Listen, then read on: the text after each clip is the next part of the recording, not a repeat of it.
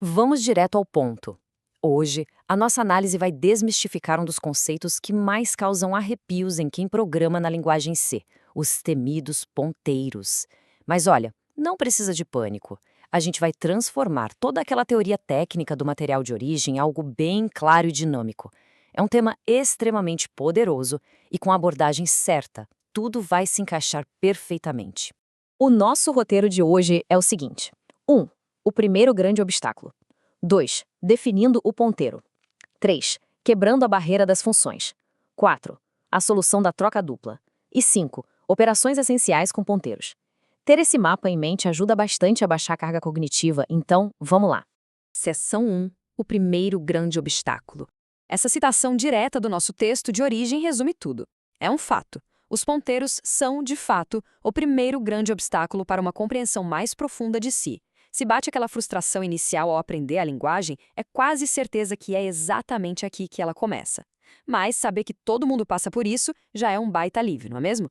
O texto pede paciência, e com certeza essa paciência vale ouro lá na frente.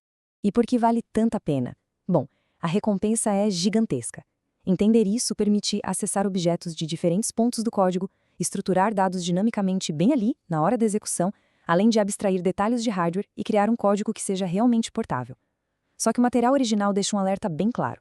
Existe uma confusão enorme entre quem está começando sobre a diferença entre ponteiros e arrays. Então a dica de ouro aqui é manter o foco total nas definições corretas a partir de agora. Seção 2. Definindo ponteiro. Mas afinal, o que é isso? O ponteiro é basicamente um tipo derivado especial que simplesmente aponta ou se refere a alguma outra coisa. O mais interessante é notar a sintaxe. Vejamos esse exemplo. Double asterisco P0. A gente tem o tipo referenciado, o double, e logo coladinho nele, o caractere de asterisco. Essa notação elegante já entrega de cara qual é a verdadeira intenção dessa variável. E aqui vai um truque mental que o texto original sugere e que facilita muito a vida: a distinção espacial. É só imaginar que, do lado esquerdo, a gente tem o ponteiro em si, como a variável P0. Já do lado direito, existe a memória real do objeto para o qual ele está apontando, que é um objeto não nomeado do tipo double, ou seja, são duas entidades completamente distintas existindo na memória ao mesmo tempo. Seção 3. Quebrando a barreira das funções. Chegamos num baita de um problema. Como uma função pode alterar variáveis que, tecnicamente, ela não possui? Vamos imaginar uma função pura. Ela vive lá no mundinho isolado dela, o que é ótimo para a segurança, mas péssimo quando a gente precisa que ela alcance o mundo exterior e modifique algo que pertence a quem fez a chamada. É um ambiente seguro, mas limitante demais. E aí que entra a grande sacada. O ponto crucial é que os ponteiros são literalmente a ferramenta definitiva para quebrar a barreira entre o código chamador e o código da função. Eles permitem dar aquela espiadinha e até modificar objetos externos. É o fim do isolamento estrito, abrindo um leque enorme de possibilidades. Seção 4. A solução da troca dupla. Vamos sair um pouco da teoria e ver isso na prática, com um exemplo direto do texto original. O material traz um protótipo de função chamado Double Swap. A missão dela? Simples, mas super importante: trocar os valores entre dois objetos distintos do tipo double. E para conseguir essa façanha, ela recebe dois argumentos com aquele nosso velho conhecido asterisco, indicando que são tipos que apontam para os objetos. Para a gente não se perder, vamos mapear o estado inicial antes da lógica acontecer. O código chamador definiu duas variáveis reais. A primeira, D0, guarda o valor 3,5. A segunda, D1, guarda o valor 10. Quando a nossa função é chamada, o primeiro argumento, o P0, aponta como um laser direto para a memória da D0. E o P1 aponta para a memória da D1. O cenário está armado. Então vamos rodar isso passo a passo. Passo 1, a função cria uma variável temporária e usa o asterisco para bisbilhotar o valor que está lá no endereço apontado por P0, que é o 3,5, e guarda isso a 7 chaves. Passo 2, ela vai no endereço apontado por P1, pega aquele número 10 e joga lá por cima do valor no endereço de P0.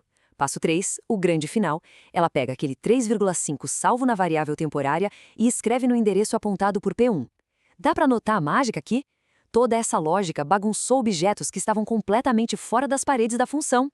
E a resolução é simplesmente brilhante. Olhando para o estado final, o conteúdo daquelas variáveis originais lá de fora, a D0 e a D1, foi invertido com sucesso absoluto. Mas olha só o detalhe mais incrível que o texto destaca. Os ponteiros em si, o P0 e o P1, não mudaram 1 milímetro. Eles continuam apontando exatamente para os mesmos lugares de antes. A alteração toda aconteceu nos dados referenciados, não nas referências. Seção 5. Operações essenciais com ponteiros. Com um exemplo prático rodando redondinho, vamos categorizar os operadores que fazem essa engrenagem girar nos bastidores. O C, os operadores muito específicos. De um lado, a gente tem o famoso operador endereço D, que é o E comercial. Podemos pensar nele como sendo a coordenada de GPS de um objeto. Ele é que entrega o endereço físico na hora de chamar a função. Do outro lado, temos o operador objeto D, o nosso amigo asterisco.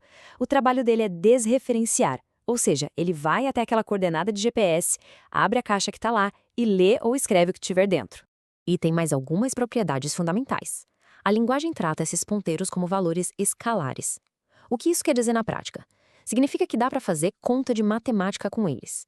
Podemos fazer adições e subtrações de deslocamento, os famosos offsets, para navegar pela memória. Eles também possuem um estado mutável e, talvez o mais crítico, um estado nulo. Esse nulo avisa formalmente que o ponteiro não está apontando para lugar nenhum válido. E bom, ignorar esse aviso de nulo é a receita infalível para o programa explodir na mesma hora. E com isso, a gente vai chegando ao fim da nossa análise de hoje. Entender como manipular essas referências de memória de um jeito tão direto revela um poder absurdo na programação. Fica a reflexão. Se agora é possível alterar livremente dados fora de um escopo local e quebrar de vez a barreira das funções, quais outras abstrações, estruturas de dados dinâmicas ou manipulações de hardware se tornam possíveis a partir daqui? O caminho para o domínio da linguagem está escancarado. Um grande abraço a todos que acompanharam a nossa explicação e bons estudos!